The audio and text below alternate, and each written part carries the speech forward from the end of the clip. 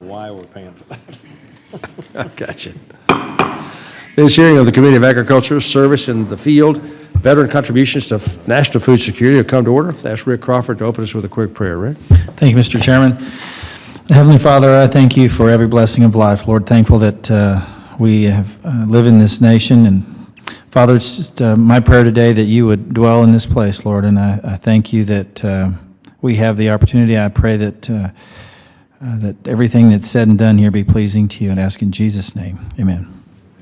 Well, thank you. Thank our witnesses for being here. Last November, the Agriculture Committee began examining the links between agriculture and our national security. The first hearing highlighted global security challenges and underscored the connection between food security and political stability. As former President George W. Bush said, a nation that can feed itself is a nation more secure. We followed that hearing with an examination of our readiness in dealing with the threats to plant and animal health. And today, as we approach the Memorial Day holiday, we turn our attention to the programs and policies that enable our nation's veterans to transition into agricultural occupations.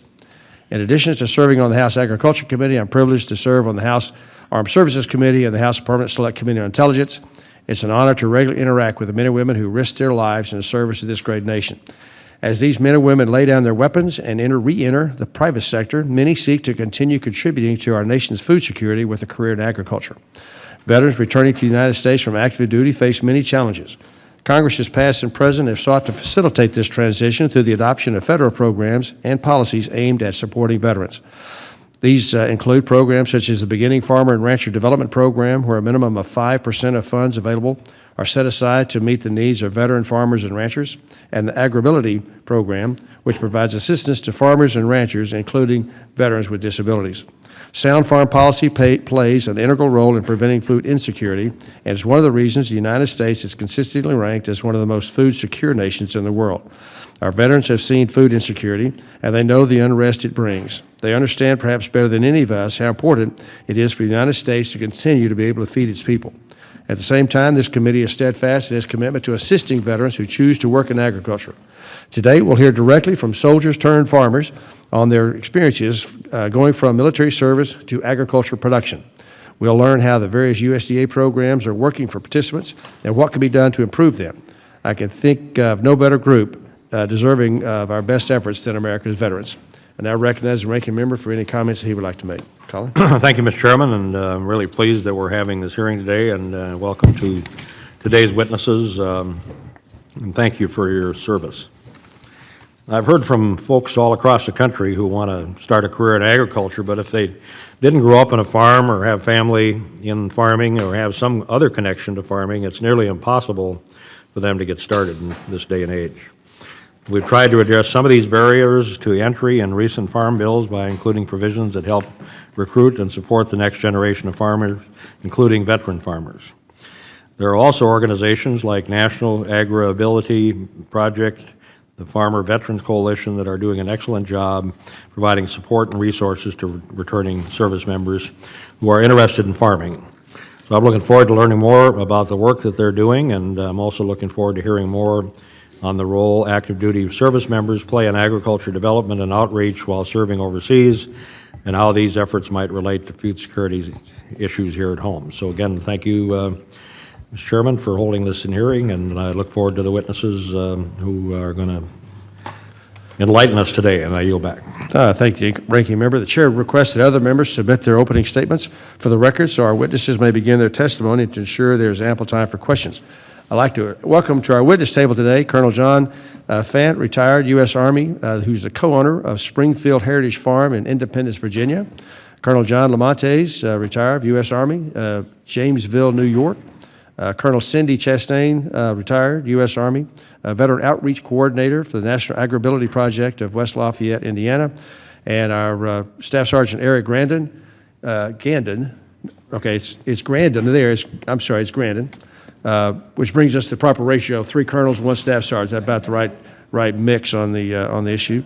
Retired U.S. Army, Sugar Bottom Farm, Ovapa, West Virginia, and he's here on behalf of the West Virginia Warriors and Veterans in the Agriculture Program. I want to thank all of our witnesses for coming. Colonel Fant, please begin when you're ready. Well, thank you, Chairman Conaway, Ranking Member Peterson, and members of the Committee on Agriculture. It is a real privilege and an honor to be able to speak to you today. I believe it was General Washington that is attributed to saying that I have grown gray and blind in the service of my nation, so if you will. This is a special day for me, but more importantly, I want to thank you, Mr. Chairman, and the committee members for holding this critically important hearing on food security and encouraging veterans to farm. I am a soldier, and I am a farmer. My life has been one of service to nation, service to community, and service to family, but not always in that order. Like previous citizen soldiers, today many of our veterans find themselves securing our nation using shovels and tractors rather than rifles and artillery. My journey began on the farm. I grew up around cows, corn, and collards, but left the mountains of Virginia for college and to be all I can be in the U.S. Army. My career exposed me to many cultures and climates. While I did not realize it at the time, my service also impressed on me the importance of food, the challenges in producing it, and the dangers in providing it. While stationed in South Korea, I observed the challenges of cultivating rice and livestock. While deployed to Afghanistan, I saw a beautiful almond grove along the foothills of the Hindu Kush, a cash crop inaccessible due to local threats. In Iraq, I served along the Euphrates River in Ramadi. The Fertile Crescent appeared intact, but the land quickly became arid, highlighting the criticality of water. I began planning for life after the Army about 3 years prior to our retirement. One of the earliest events was attending a training program for veterans sponsored by the Livestock Conservancy and the Farmer Veteran Coalition. But both these organizations have been and continue to be instrumental in how I operate my farm and the networks in which I participate. One of the most beneficial training programs in which I participated was the Northern Piedmont Beginning Farmer Program, a component of the Virginia Beginning Farmer and Rancher Coalition, which is largely funded by the 2014 Farm Bill through the USDA's Beginning Farmer and Rancher Development Program. This course taught participants about what it means to be in production agriculture and culminated with each student having to produce a business plan, but more importantly, making a decision if agriculture was what he or she really wanted as a vocation. While many young farmers are beginning farmers, not all beginning farmers are young. However, I have some distinct advantages as a retired veteran. I am physically capable, I have an operational and planning background, and I have a reliable income with benefits. These advantages help mitigate several vulnerabilities which cause small businesses of any type to fail. My assessment of the farm revealed two major issues: livestock health and infrastructure. For animal husbandry training, I turned to my mentors, my veterinarian, and neighbors to help me learn what right looked like. The main barn on our farm was built circa 1818, and many of my fences appear to have been built before that. Therefore, I have made use of the USDA's Conservation Reserve Program and Virginia's Best Management Program cost share to develop the beginnings of a pasture management system through the use of permanent and temporary fences and pressurized water systems. As a result of these capital improvements, I have seen a reduction in winter feeding requirements and an improvement in soil and livestock health. Therefore, based on my experience as a beginning farmer, I would recommend the following for your consideration. First, it is a fact that roughly 1% of the nation defends the other 99%. However, it is also true that roughly 1% of the nation feeds 100% of the nation. Continue to support USDA's, VA, and DOD's efforts to educate and encourage veterans to continue their service to the nation by joining the other 1%. More work needs to be done in demonstrating to veterans the opportunities in agribusiness. Secondly, General Stan McChrystal, among others, has written and spoken about the need for a national service requirement. This requirement could be met partially through a concept I call Agriculture Corps or Ag Corps, where citizens enlist to work on a farm or farms for 1 year with pay and benefits. This will provide a common experience while beginning to address the projected future farmer shortfall. If we are serious about a diverse food security network, we have to begin to mobilize towards those efforts. Thirdly, continue to provide funding for business planning training like the Beginning Farmer and Rancher Development Program. I think we are on the right path in educating our citizens who want to farm. This must be sustained. And finally, CREP has greatly assisted landowning farmers in resolving infrastructure issues while protecting our natural resources. I spend a lot of my time setting the conditions for future operations. Programs like CREP have helped me prepare today to farm tomorrow. When I began to transition and told my peers I was going to farm, I got some strange looks and a few chuckles. But if you really think about it, there are many similarities between soldiering and farming. The most obvious is both are outdoor sports. But the planning and communications ability, integrity, mission focus, personal discipline, dedication, physical fitness, operational flexibility, and decision-making are all skills that I brought back to the farm from the Army. Our nation is blessed with natural resources, which we use to feed our citizens. The mission of the Farmer Veteran Coalition is to mobilize veterans to feed America. Let's work together to encourage our veterans to join the other 1%. I am prepared to answer any of your questions you may have. Thank you again for this opportunity. Thank you, Colonel Fent. Colonel Lamontes. Thank you, Mr. Chairman, committee members, ladies and gentlemen. Like my father before me, I carried a rifle in defense of our nation. And because of that, I'm honored to appear before you to provide my testimony on this topic. And thank you wholeheartedly for the opportunity, most importantly, for my family, and above all, for veterans past, present, and future. Above all, I view it as another extension of service to our country through a means that impacts everyone. Food itself is something few Americans think about, yet require 3 times a day. While food security is a vulnerability we are exposed to with virtually no means or infrastructure to protect, I hope to be a part of the solution to this dilemma. Furthermore, I view certain things as being part of the fabric of America itself, so interwoven with who we are and where we came from, you don't even realize it's there. Farming, at the literal grassroots level, is one of the threads of that fabric. And in the end, I am personally content knowing that I've risked more than most with respect to our population at large, still contribute to the security and nourishment of our country, and ultimately, simply thankful to still be alive and able to meaningfully contribute. Agriculture has brought me all over the U.S. and all over the world. As the chairman of the board for the New York State chapter of the Farmer Veteran Coalition, I hope to create positive momentum for veterans and agriculture in New York and seek your support in doing so. Our farm, very simply, a little over 400 acres, diversified startup operation, lamb, wool, and maple syrup. And I'm executing that on a five-phase plan. With that, I look forward to answering your questions. And last and above all, thank you for having me here. Thank you, Colonel. Colonel Shestine. Good morning, Chairman Conaway and members of the committee, staff, and guests. It's an honor to be invited here today to talk about the USDA AgriAbility Program. One of AgriAbility's goals is to enhance the capacity of veterans, especially those with either invisible or visible disabilities, so they can contribute to America's food security. I was raised on an Indiana farm, graduated with an ag degree, and at the same time received my commission. My last assignment before retiring was a year-long deployment to Afghanistan as part of an agribusiness development team for the Indiana National Guard. Working with Afghan farmers and members of our team encouraged me and reinforced my belief that I needed to move back to the family farm.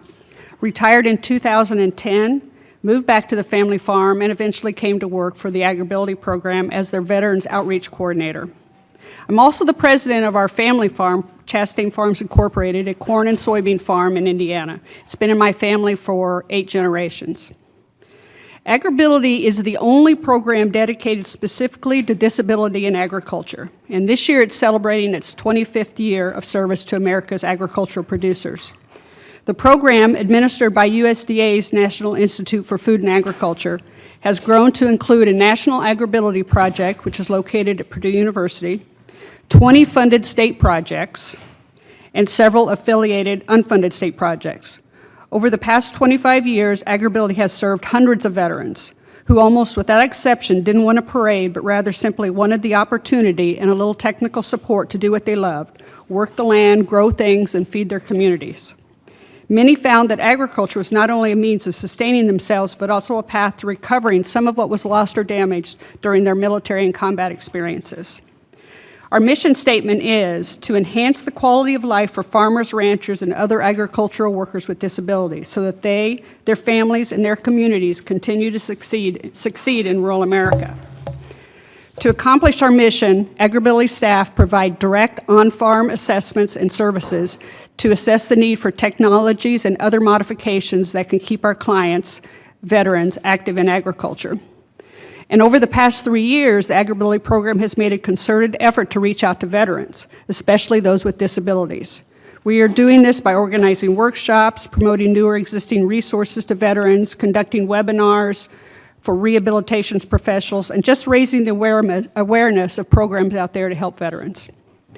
Several of our state AgriBility projects have partnered with the farmer veterans to start state chapters of the Farmer Veteran Coalition and also promote the Homegrown by Heroes initiative that brands agricultural products produced by veterans. Measuring the success of our program can be difficult and expensive, but several indicators suggest a high return on the investments being made by USDA in the AgriBility program.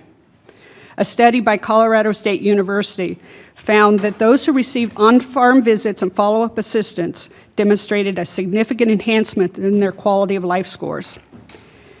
In addition to my involvement with veteran programs within AgriBility, I'm also involved with USDA's Beginning Farmer Rancher Development Program.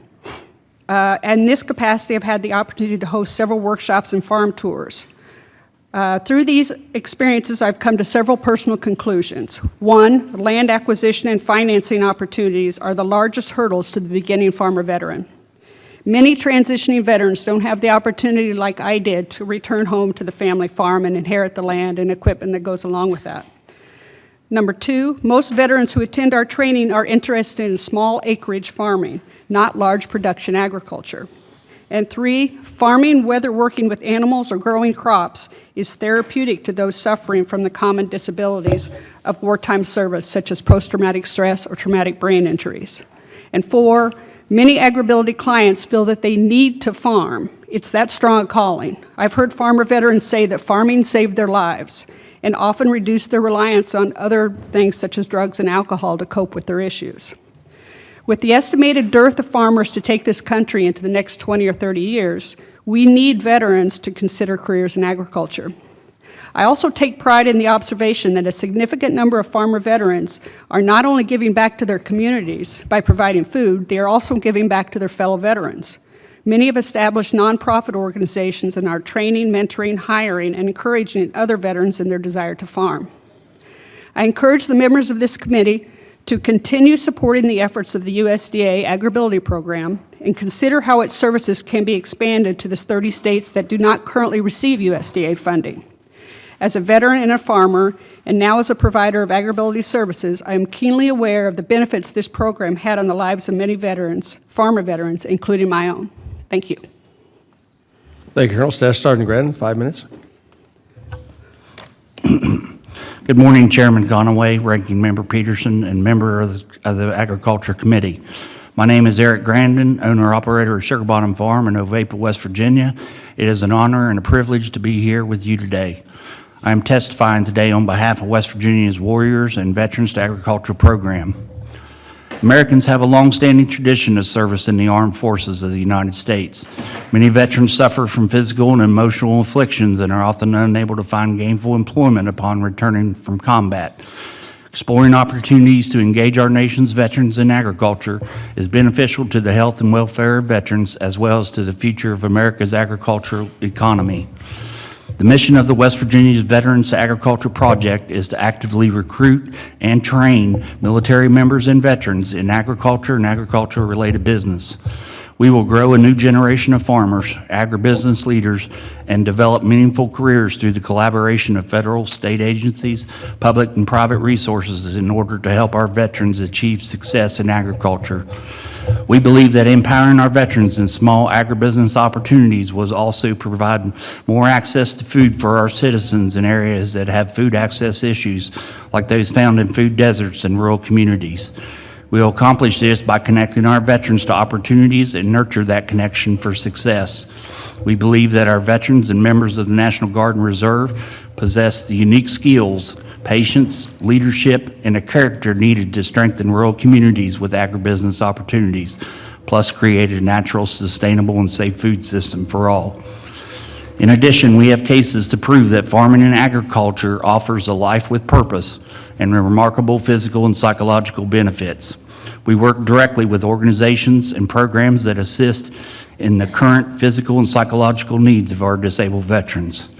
This program allows for access to the full benefits of agricultural therapy.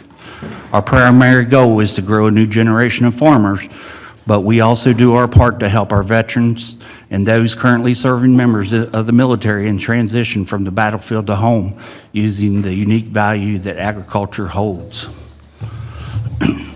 5 years ago, I suffered a horrific flashback that left me totally disabled with PTSD. For 2 years, I wandered my property aimlessly, not looking forward to tomorrow.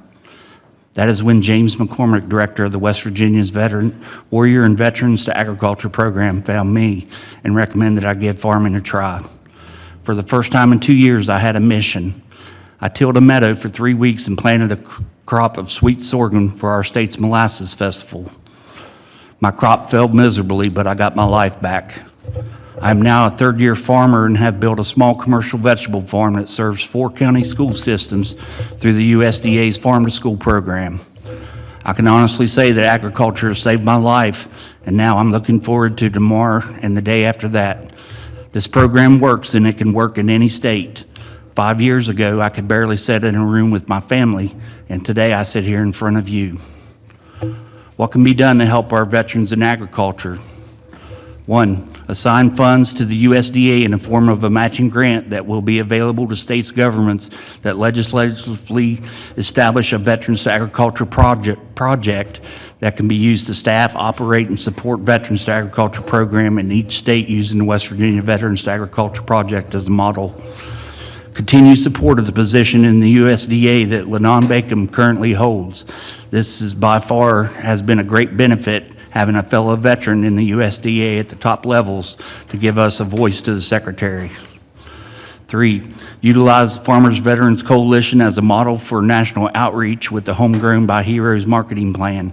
Encourage the voluntary development of state nonprofit chapters in every state that will assist in marketing and access to small startup grants that would work in tandem with each legislatively established state Vets Ag program. 4, support a Veterans Agriculture Therapy project. This was suggested by Senator Shelley Moore Capito last month, shortly after her visit to our Veterans Apiary project in Hedgesville, West Virginia, Geezer Ridge Farms. I feel that this was an eye-opening experience for all that clearly shows the value of agriculture has for the rehabilitation, in particular as it relates to PTSD. Thank you. Well, I thank our witnesses this morning for being here and the testimony. The chair would remind members that they will be recognized for questioning in this order of seniority for members who were here at the start of the hearing. After that, members will be recognized in order of arrival. I appreciate their understanding. Again, thank our witnesses for being here. Colonel Fant mentioned that 1% defends our country, 1% feeds our country. That means the other 99% don't know a whole lot about either one of those noble endeavors. Could each of you visit with us about things that you've seen in your overseas assignment that affect food insecurity there, and perhaps things that perhaps Americans take for granted in the farming operations and production agriculture? So, Colonel Fant, we'll start with you. Thank you, Mr. Chairman. I think ultimately it starts with understanding what we have, and part of it takes getting away from where we are to be able to appreciate for what we have. My first assignment was in West Germany, and I lived in a small town that was an agricultural town, and it was surrounded entirely by fields growing crops. When you had a discussion about how they developed their town or build a new house, it always came back to, can we make use of a lot that had already been built on rather than the sprawl taking up additional farmland? And it's an attitude thing, I think, in a lot of ways, because of, in our case, we have a lot of land in this country, And so it's not readily apparent. But in Germany or other places that I've been stationed, you begin to see the challenges associated with what happens if you don't take into consideration the land that which you are going to develop, and then the fact that it no longer is being able to be used to grow what everyone needs, which is food. When I was stationed in South Korea, the impression I got from that as we drove around through the rice paddies and all the different little small farms, it was really subsistence farming in the most cases. But their approach was they had to make use of every piece of land that was available in order to sustain themselves and their families. So I didn't get the impression that it was a national effort to grow food, but it was a requirement to grow food. And the climate there was such that it supported growing rice as their grain, but what they didn't grow, because they didn't have the land, was cattle. And so they had to look at alternative ways to obtain protein. Security, on the other hand, in Iraq and Afghanistan, were the real challenges there. The farmers wanted to farm, but they didn't necessarily have access to those fields. So what those tours of duty showed me and helped me begin to understand was the blessings that we have here, both from a land standpoint and from a water standpoint. In Iraq, folks lived along the Euphrates and the Tigris rivers, mostly because they needed the water, and therefore that's where the crops were. You didn't see a lot of development away from those rivers and trying to pump the water to those rivers, although there are aqueducts around. So I think that's really where it begins, is an appreciation for what it is we have, and then the better understanding of if it goes away, we're going to face some real challenges in feeding ourselves. Colonel Montes? Thank you, Mr. Chairman. I think the most important aspect of our policy is it's a critical diplomatic tool. You can do a lot with food. And I really saw this firsthand in my service on the Agriculture Committee when I attended the Eisenhower School for National Resource Strategy. In that spring term, the curriculum is divided in the fall with Common Core leadership that all the war colleges take. But the spring term, what makes the Eisenhower School different is it studies the GDP. Each staff group takes one segment of our GDP, and you do a deep dive on domestic policy issues that are relevant and pertain to what our agencies and industry need in that year. And then you do the same thing internationally. And when I traveled to India, Thailand, and Vietnam, among others, those three particular countries struck me I guess, the hardest with what we have. Although I already knew that from service in Afghanistan, Iraq, and all over the Middle East, I implicitly knew the benefits that we have here. But when you go to countries where real, no kidding, poverty exists, unlike anything you could ever imagine here, it really sets the stage for understanding how critically important food is, food policy, the diplomacy of food and water. And I just saw a lot that really made me think what we have. And I think protection of that is critical. My time has expired. I'll come back to the other two witnesses at the end, so hold your answers. Mr. Peterson, 5 minutes. Thank you, Mr. Chairman. From all your testimony, it seems that there are some great programs out there for veterans, both publicly and privately funded.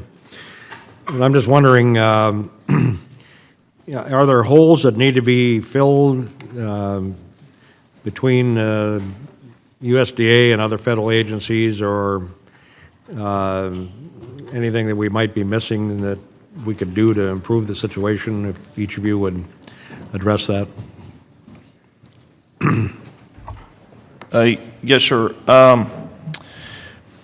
Probably where I think the real opportunity lies is we, again, if you embrace this idea of mobilizing veterans to feed America, then what I recall from my transition from the military is that no one ever talked to us about the opportunities in agribusiness.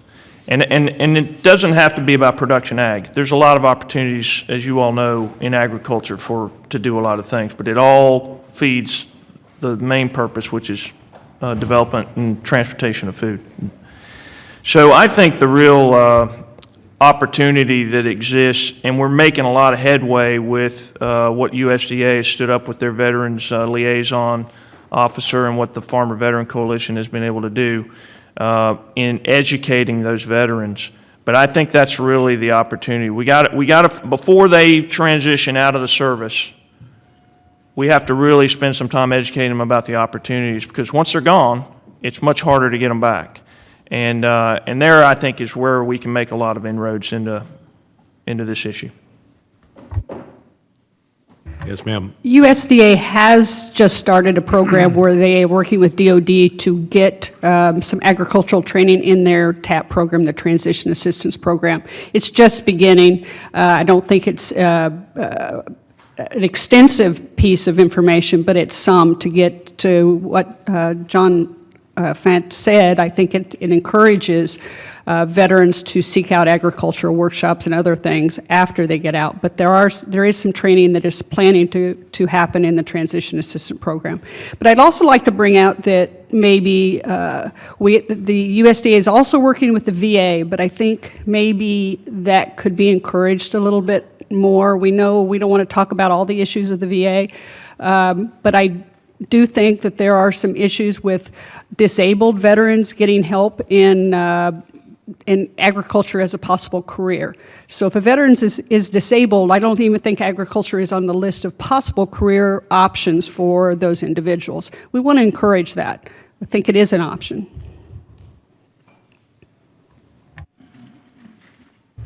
I think if there's a means for the USDA to build on the infrastructure that they've had and the momentum that they've put behind this so far, that it would yield the results that have just been mentioned. And specifically, if the agencies that deal with farming and farmers, I'm talking about the local agencies at the county level, where the execution of our farms takes place across the country, if they were able to be better armed with information about veterans and veterans in their district, in their counties, and know what information, programs, education, et cetera, is available or potentially available, they might be able to be a filter to screen and link resources with farms. Whereas I found the same thing as Colonel Fant. My family had zero knowledge to get from the Army during this transition process, and we started in 2011 looking. It took from 2011 to 2013 to actually buy a farm, and the capture of the farm was as I think Cindy said, the land capture aspect was the most difficult piece, and for many, many reasons, especially financing at the top of the list. But nonetheless, if the people at NRCS, FSA, et cetera, had more information I pushed to them, and keep in mind, this is from a layman's perspective of my interactions with them thus far. This may be provided already. I don't know for sure that it is, because oftentimes when I ask questions, I get I'll get back to you, or I don't know. So I think if that information could be pushed, accentuated, perhaps organized in a fashion that they knew that, okay, I've got 12 farms that are veteran-owned in my district. Let me specifically look at and when I say resources, I don't mean just money. I mean anything across the spectrum of ag commodities. But there may be things that they can do to provide that link. Just this morning, for example, I got an email from my FSA office reminding me to file my crop report, which I haven't done yet. And that was great. That's an example of this gal knows me, knows I'm probably going to be late if she doesn't remind me. And I think again, I can only speak to my state and my county and my office. I don't know what the rest of the country is like, but that's an example of something done being really well. Yeah, thank you, Colonel. Mr. Lucas, 5 minutes. Thank you, Mr. Chairman.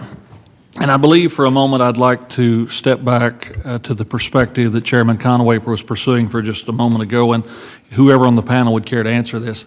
But I think one of you mentioned having been stationed, for instance, in South Korea.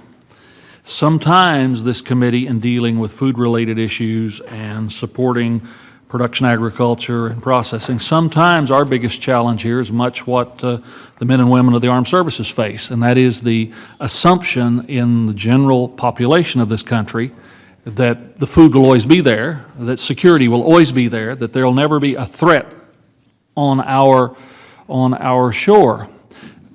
But the mention made a moment ago about South Korea, isn't that an example of what instability, not in South Korea, but across the border in North Korea, where they face famines more years than not? And it's not just North Korea. The price of corn tortillas in certain parts of the Americas determine the stability of the government. Famines occur in Africa and certain parts of Asia. Would anyone care to expand on how important that food security issue is in preserving? Yes, sir. Colonel. Sir, I would. Thank you. It's absolutely critical, and I think to your point of the general population not understanding where their food comes from, how it's made, how many touch points are on a head of lettuce before it ends up in their sandwich. Same thing with any aspect of agriculture. People do take it for granted, and they take it for granted because our level of overall security, in my opinion. We are one of the richest countries in the world. Our food is prevalent because of the way we're organized, and perhaps because of geography. We have the ability to have more food, and we have cheap food. We have the cheapest food in the world. And so I think with all of that, we have set the stage ourselves for the average person over time, as our economy has gone from agrarian to industrial. We have set the stage for the average person to be completely removed from the source of their food. And I see that, we all see that every day. But there are places around the world where if there's not enough to eat, the government will fall, society will collapse. We've seen that in recent years. Let me turn to a slightly different perspective. I think, Colonel Fant, you referred to the Conservation Reserve Program as in how it assists landowners in resolving infrastructure issues. Could you or anyone on the panel care to expand on the conservation programs as they are now available to veterans, and the utilization rate and the challenges in particular there, if there are challenges? Yes, yes, sir. The Conservation Reserve Program, or CREP, is available to any landowning farmer. As a veteran, though, there are other programs out there that are specific for socially disadvantaged populations. I haven't taken advantage of those. The one that I've been using the most is the CREP program and the state Commonwealth of Virginia's Best Management Practices cost share. But what it allows you to do is really to address some of the major concerns on the farm of being able to, I almost in some ways now look at my farm as a cattle prison because I'm tired of them being out on the road. But the real purpose of those programs is to protect our soil and our water. And so what I have noticed and we've probably built over the last 3 years through these programs, we're close to 50 miles of fence that we've built. And we have restricted livestock access to the water. And the other thing that we've done is we actually test our surface water to see. If you don't measure it, you can't do anything about it. And so we try to assess our quality of our surface water and whether or not we're making a difference. And I can tell you that we're making a difference through the use of restriction to the livestock to the creeks. And it's not so much about what I'm doing on my farm, but it's the effect that I'm having on my farm on my neighbors and the rivers and ultimately the ocean. And so these programs have allowed us to improve the use of my farm. It's given me greater access to areas of my farm that I didn't have, and it's been able to help me improve the quality of the natural resources that I have on my farm. So I hope that. I define that as a success, Colonel, and the old adage about good fences make for good neighbors is still as true today as it was centuries ago. Yield back, Mr. Chairman. Jim Mills back. Mr. Scott from Georgia, 5 minutes. Thank you, Mr. Chairman. First of all, I want to thank you, Mr. Chairman, for this extraordinary hearing. And it's very, very meaningful because our veterans, our soldiers, and our farmers, that combination provided the foundation of our country. The Revolutionary War itself that got our country started was started by soldiers who were farmers. Our country was sustained and kept together through the Civil War by farmers and by soldiers. So I commend you, veterans and soldiers, for you all are truly the blood, the sweat, and the tears of this great nation. I mean, you have so much in common, farmers and veterans. You get up early in the morning, you're incredibly disciplined, you have strong family values, and you provide the backbone for this great nation. And I want to know from each of you, if you had to name 2 things that we could do right now to help our veterans and our soldier farmers, what would they be? We'll start with you, Colonel. I know some of you have mentioned the land prices, and I certainly want to get into that, but specifically, 2 things, each of you. Yes, sir. I was afraid you were going to ask me to go first. The one that pops into my head is this idea that we need to encourage and educate folks and try to defeat this idea that you got to own land to farm. And one of the challenges that you always hear when you go to these conferences, regardless of if it's focused on veterans or not, if beginning farmers, the challenge is access to land.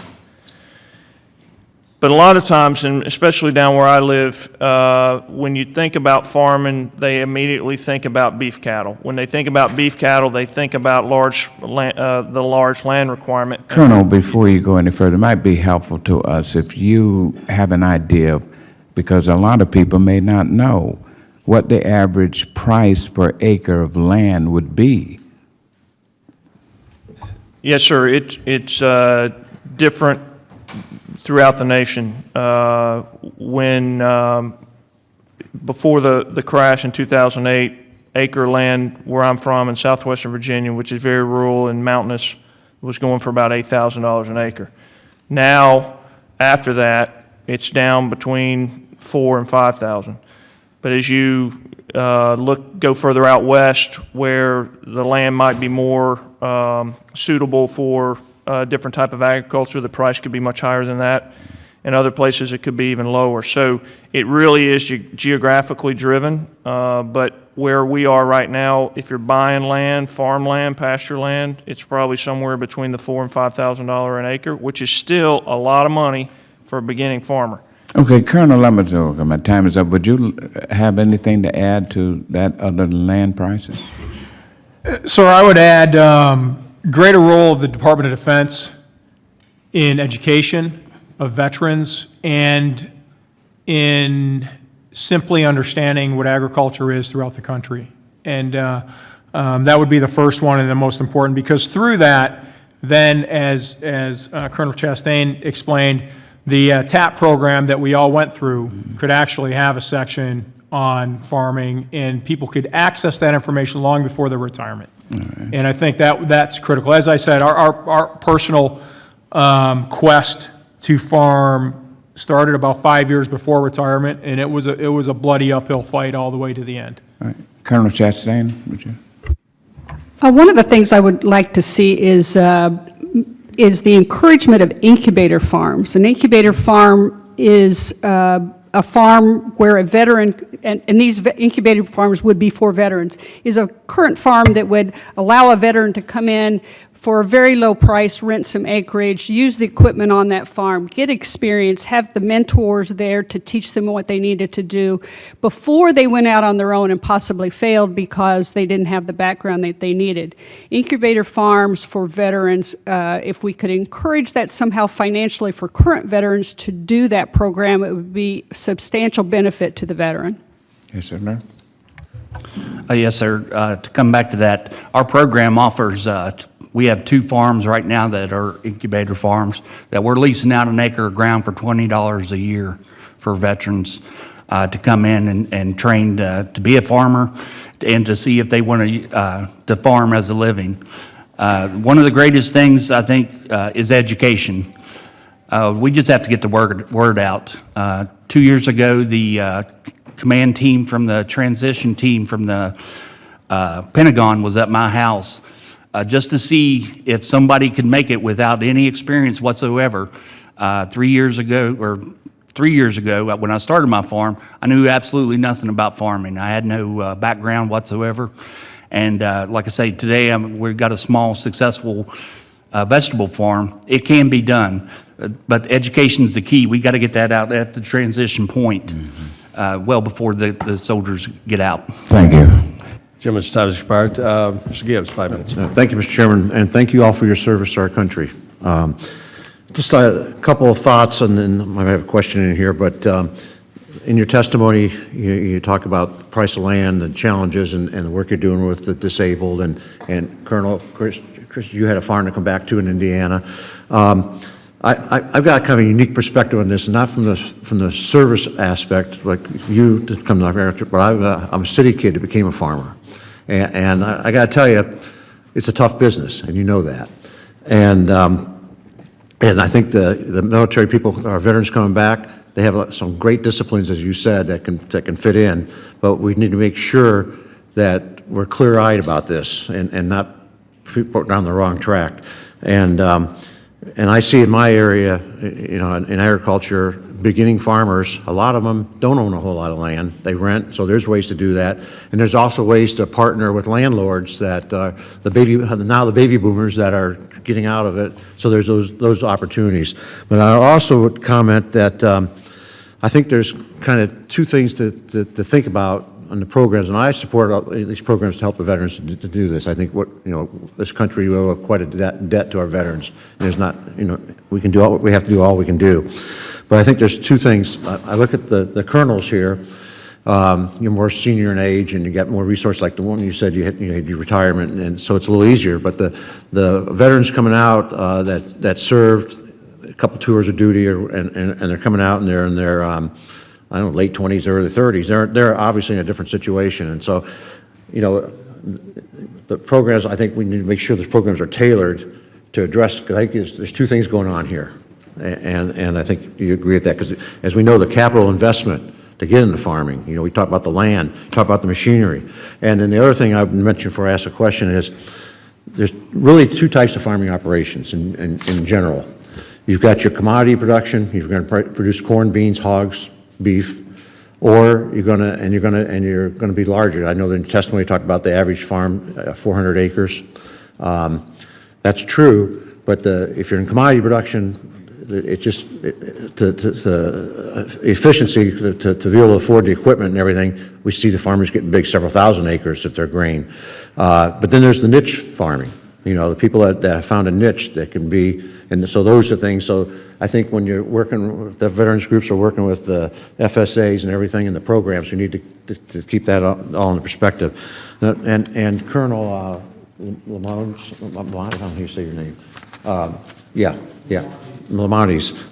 In your testimony, I read through this. There's a couple things that kind of blurred out at me, and I hope it's the one statement you made. I hope it's not true. I'm sure it is true to some extent, but I hope we're over that era we had back in the 60s. But you talked about being a veteran farmer and the concern about in your community. It's an uphill battle, and being a vet might not be a positive thing going. You said this in your testimony, and I hope that's not the case. I hope that our people in rural America have utmost respect for our veterans and on that part of your testimony. But I guess the impediments, and then and you talk about the biosecurity. That's I think where veterans understand. I was a hog farmer, and I understand the biosecurity needs and the risks we have out there.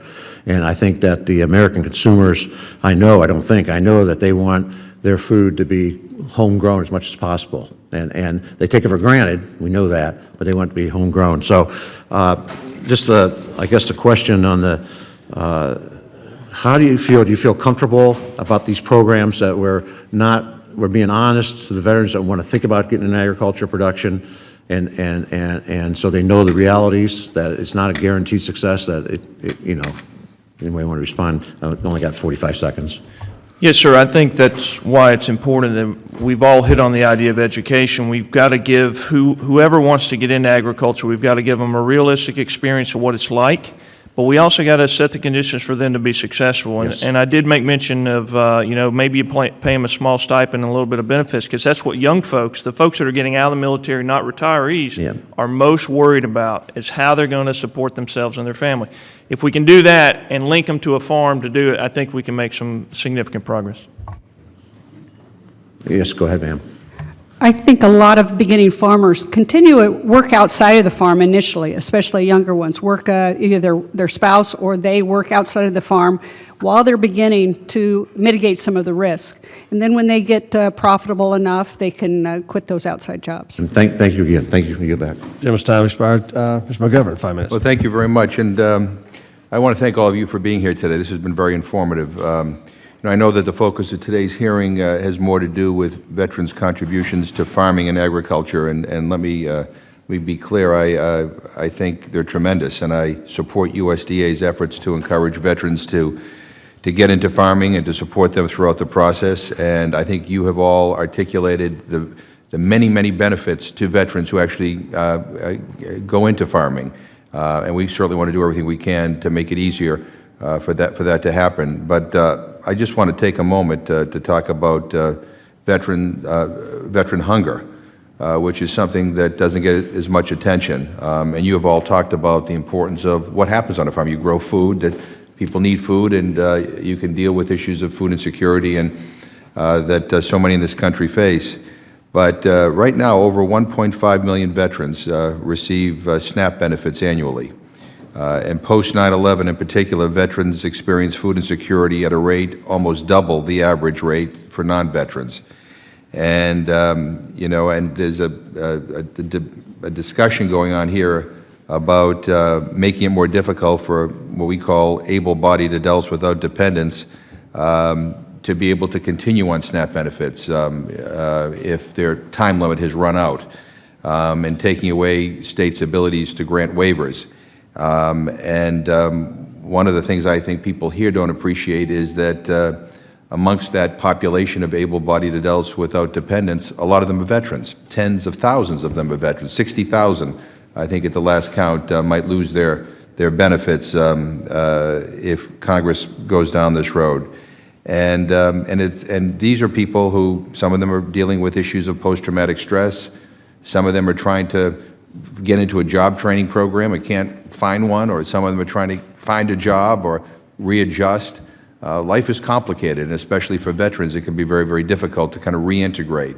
And we also know that food insecurity, also results in lack of access to healthy foods, and we see an increase in diabetes and heart disease and other things. And so some people have been talking about ways to incentivize, to better connect veterans with farmers markets, to incentivize markets to be held at VA clinics, double SNAP dollars at VA clinics so veterans could have more purchasing power. I guess to you, I'd ask, some have suggested that included basic screening for hunger at VA facilities would be beneficial for connecting veterans with programs to help reduce food insecurity. And I'd like to know your kind of experience in dealing with veterans and food insecurity, and do you have any suggestions on ways we might consider better connecting veterans with food assistance to any of you?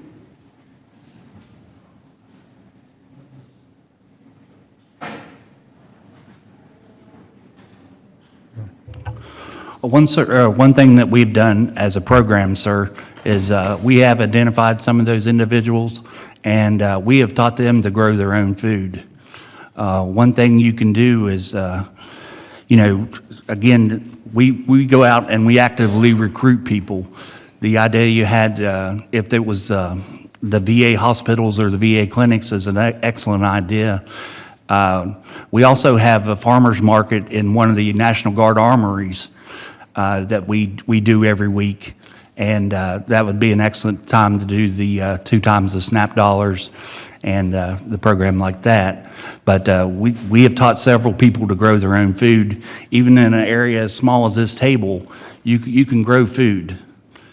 No, and I think that's a great idea. The question is, how do you expand that so that, we reach the population that it continues to grow? And I just think that the notion that we've got people in this country who have served our country, who put their lives on the line, who have difficulty in accessing food, is something that is unacceptable.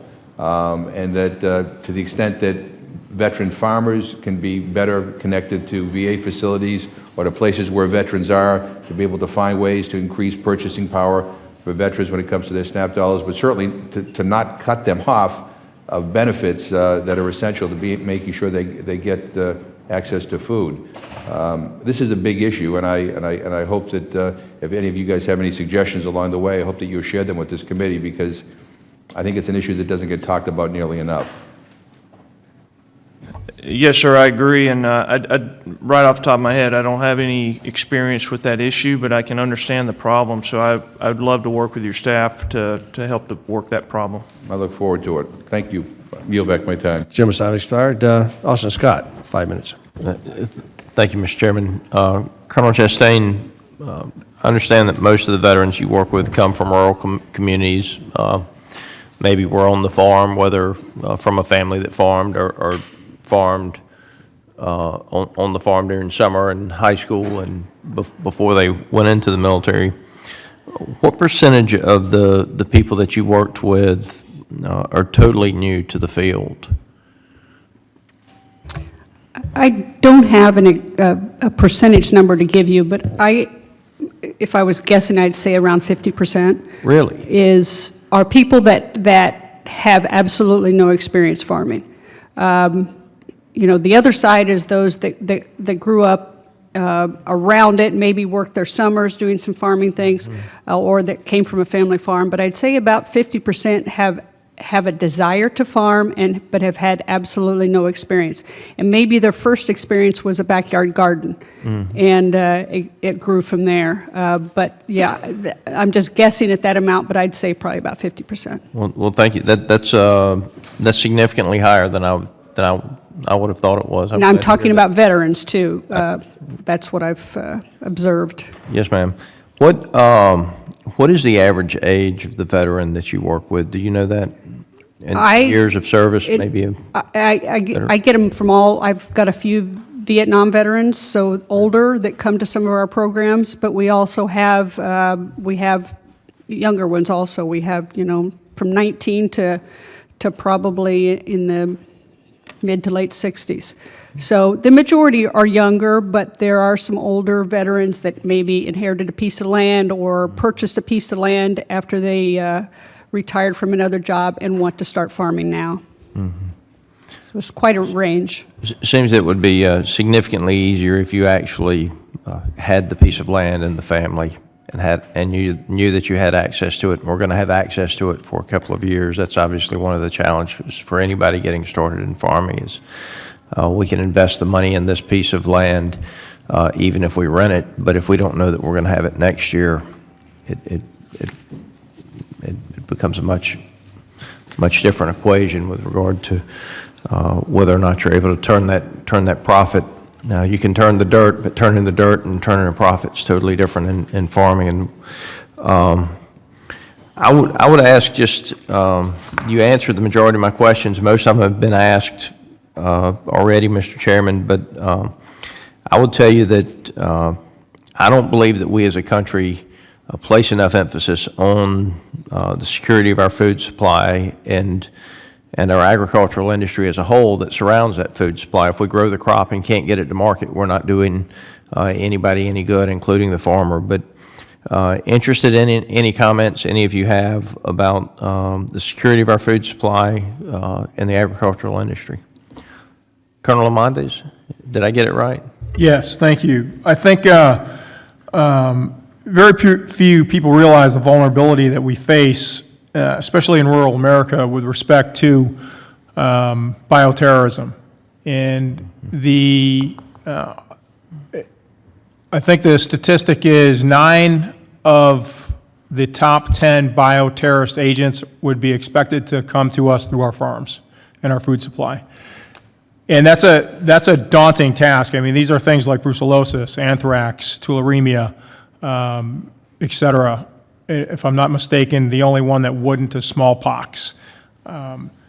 So when you look at that, and from my perspective, the infrastructure to protect that, I think, as I put in my testimony, I think one of the best ways to shore that up would be to use the VA system as a vanguard for disease surveillance. And oftentimes, doctors don't even know to look at zoonotic diseases among patients. You have to, for example, when we take our kids to a hospital or to a doctor in Syracuse, we tell them we have a farm because they may be subject to different things. Q fever is another one on that list.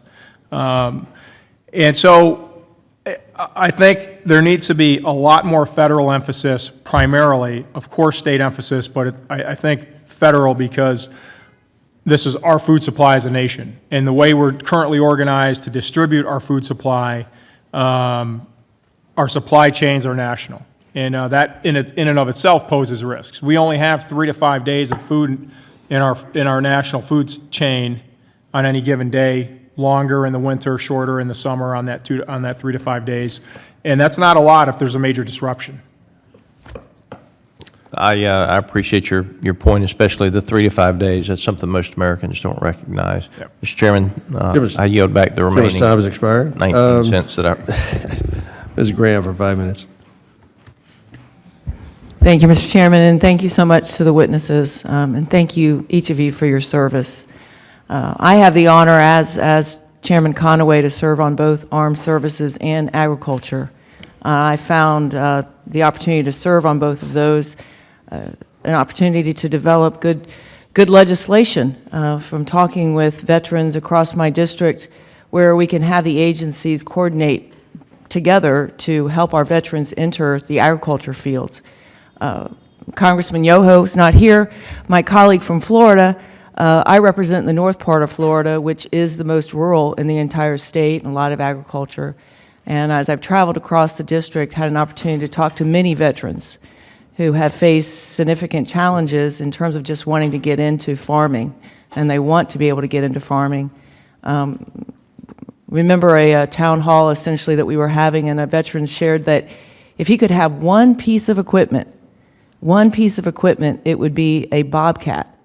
But the Bobcat costs more than he could afford, even with some of the opportunities that are provided to get assistance. And I asked him, I said, well, in your service, did you ever use a Bobcat? And he said, yes, ma'am, even though I always want people to call me Gwen, but I can't manage to do that. He said, yes, ma'am. I used a Bobcat to clear the runway in Iraq. And I thought, well, if that's the case, I wonder if there is equipment that is sitting in some warehouse somewhere that could be of use to our veterans in their dreams of farming. And I'm sorry, I'm making a much longer statement than I normally do, Mr. Chairman. But anyway, I wanted to give you all some background to the legislation that Congressman Yoho and I filed. And that was included in the National Defense Authorization Act, at least the first steps. So based on my experience, I'd love to hear from y'all if you think a program such as that, it's called the Ag Share program, would have been helpful as you entered the agriculture field, specifically Sergeant Grandin, and I was really touched, as I know we all were, by your testimony. So would this opportunity been something that would have been helpful to you? Thank you. Sorry for such a long statement. Yes, ma'am, it would. I can't call you anything but ma'am, so. Actually, in West Virginia, we have a program like that now through our Veterans to Agriculture program. We have a partnership with the West Virginia Department of Agriculture to use their equipment for veteran farmers. It came to the point where I had already purchased the equipment. I lost $47,000 on my farm last year, but I'm a third-year farmer and I'm still building the infrastructure. But first starting out, I would have much rather had an opportunity to have equipment available And like I say, now we do have that in place. So it's an excellent idea. Do you know if the USDA is partnering with the Department of Defense on that? I'm not sure with that. Okay. The DOD. Well, we'll follow up because, again, it's often getting pieces together that are already present and having them work more efficiently on behalf of the veteran farmer. Right. So we'll follow up. And you're from? West Virginia. West Virginia? Yes, ma'am. Okay, thank you. Does anyone else have a comment? Sure, yes, ma'am. I think that is an awesome idea. The requests that I get most often are for small tractors for beginning farmers and utility vehicles for those that have some sort of disability, which makes it hard for them to get around their acreage. So those are things that are, and a Bobcat would be awesome to beginning farmers and give them a boost up, and because a lot of them can't afford it. That's exactly the thought behind the legislation, so thank you. Oh yeah, I'll end with this. I want to make sure I get your name right. Colonel Lamondes? Lamondes? Yep. You mentioned something earlier that you call the agencies and you'll hear, "I'll get back to you." Do they get back to you? Sometimes. And again, I put in my testimony, my experience thus far, and keep in mind, this is, I would call myself a novice farmer at this point. We moved onto our farm in the end of 2013, and it was an absolute mess. It's in 5 phases. We had to start its reconstruction first in 2014 to rebuild the house, and we are in stage 3 of a 5-phase plan. But yes, they do. They do get back to you sometimes. And as I said earlier in a different remark today, I received an email this morning reminding me to file something, that, and this is from a professional relationship that that person was looking out for me. And so that was favorable. Well, thank you. I'm out of time, but let me just say this. Yep. If an agency, a state agency, or a federal agency does not get back to you, that's what we're here to do as your congressional representatives. Call us and demand that we are responsive to the citizens of this country, because we are here, again, to serve the citizens and serve the veterans, not vice versa. So call your congressional representative. I'm sorry to my friends in the room, but call them and say it's unacceptable and have them reach out on your behalf. So thank you. Thank you again for your service, and I yield back the time I do not have. Mr. Crawford for 5 minutes. Thank you, Mr. Chairman. As we've been talking, obviously there's some common themes that come up as a barrier to entry in agriculture. You know, if you're a farm kid and you join the military, then maybe you can go back to your family operation. Maybe you can't. Maybe your parents were tenant farmers, or maybe you just leave the military with a dream and you say, I want to be a farmer. So the issues tend to be, you know, that barrier for entry with access to land and capital. Pretty fair to say? That said, and if I'm asking you a question that you've already considered, then that's probably a good thing, but I've been texting back and forth with our ag secretary during this hearing, who in Arkansas, who's also a veteran himself, and I tested the idea of creating a veteran co-op to help facilitate the access to capital and land. How's that idea strike you? Is that viable? Sergeant Grandin, we'll start with you. Yes, sir. That's something we've already done in West Virginia and Ohio, is to form it's called the Minuteman's Cooperative. Okay. And they have set aside about 800 acres for training purposes. They're doing an apprenticeship program. There's going to be an equipment exchange, and they've got the NRCS and the FSA involved with education. So we've actually got that up and started the roll now. Good. Any other thoughts, comments on that, Colonel Chastain? I'd just like to say that it's important that veteran farmers create some kind of a network that they can work together. Veterans, especially, again, those that are suffering from PTSD or other issues, sometimes can't relate to the community, but they can relate to other veterans. And so creating those network of farmer veterans that they can rely on each other, I think, is very important in a lot of ways. One is for financial benefits, but also for just being able to advance. Excellent. Colonel Lamondes? Sir, I would agree wholeheartedly. I think any application that could be executed in would be helpful. Excellent. Colonel Fant, any comment?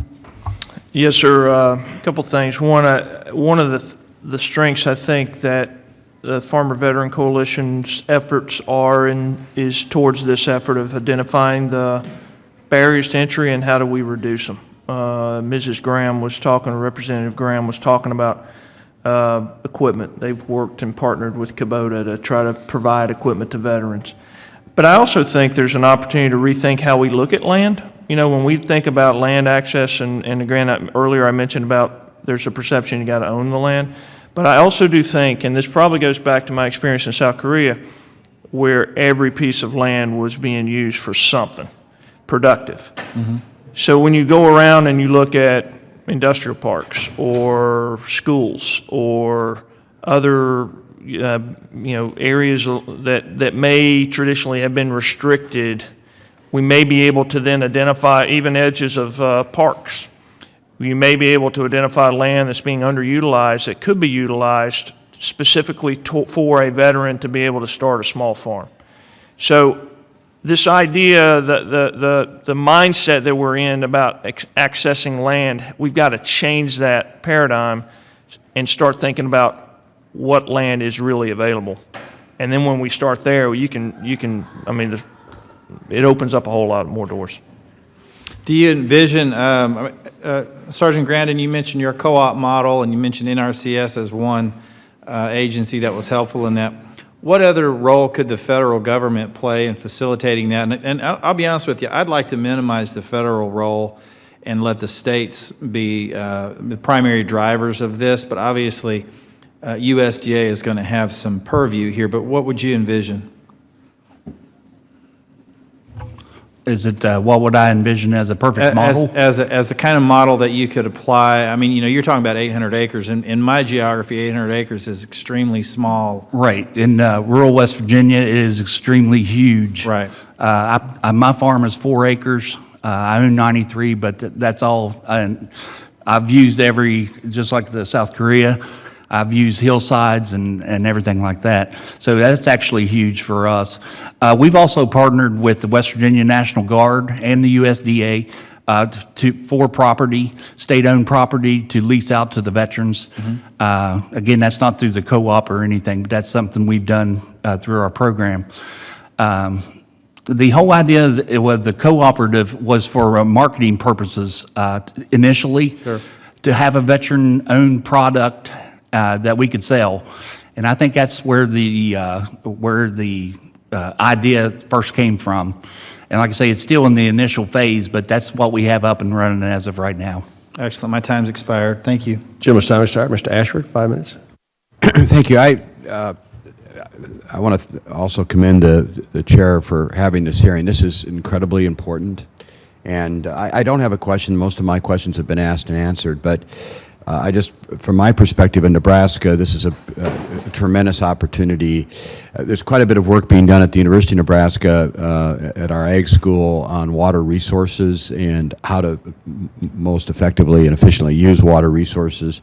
A new institute has been developed there, and I think there's an opportunity there working with veterans who've had experience working with water resources and just water generally in the various places that they have been.